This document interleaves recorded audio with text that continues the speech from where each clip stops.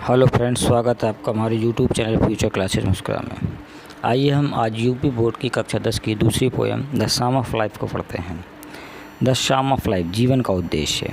यह poem H.W. Longfellow के द्वारा लिखी गई है। हेनरी वर्ड्सवर्थ लॉन्गफेलो के द्वारा लिखी गई है। देखते हैं इस पोएम में क्या है दोस्तों, आइए पढ़ते हैं।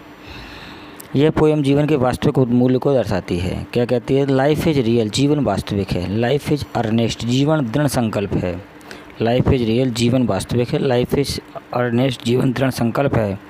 And the grave is not its goal, और केवल कब्र में जाना ही इसका एकमात्र उद्देश्य नहीं है।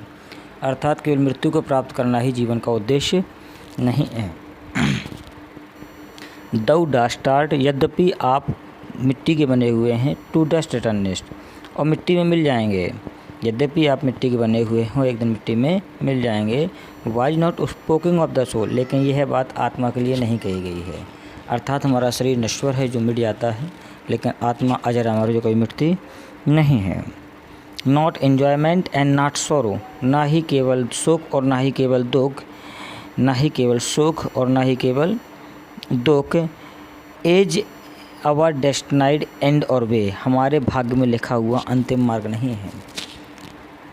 कवि इस लाइनों के माध्यम से बताना चाहता है कि जीवन में सुख और दुख ये भाग्य में नहीं लिखा हुआ नहीं है कि बस यही अंतिम मार्ग है, ऐसा नहीं है।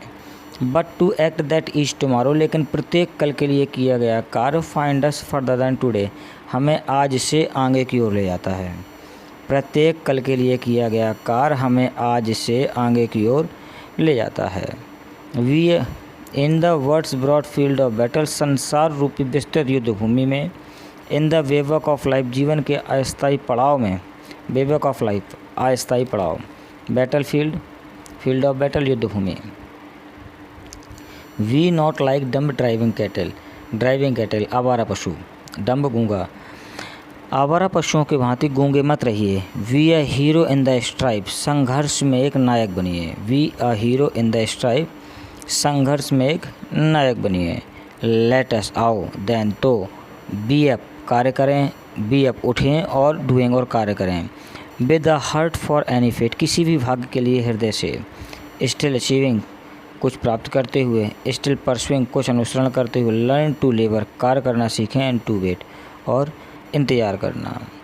अर्थात ना हमें कुछ खोने का डर हो, ना ही कुछ प्राप्त करने का। सिर्फ हम उठें, अपने कार्य पर निरंतर लगे रहें, तो कुछ प्राप्त करेंगे, तो कुछ अनुसरण करेंगे। इस तरह से हम कार्य करना सीखेंगे। धन्यवाद दोस्तों, फिर मिलते हैं अगले वीडियो में।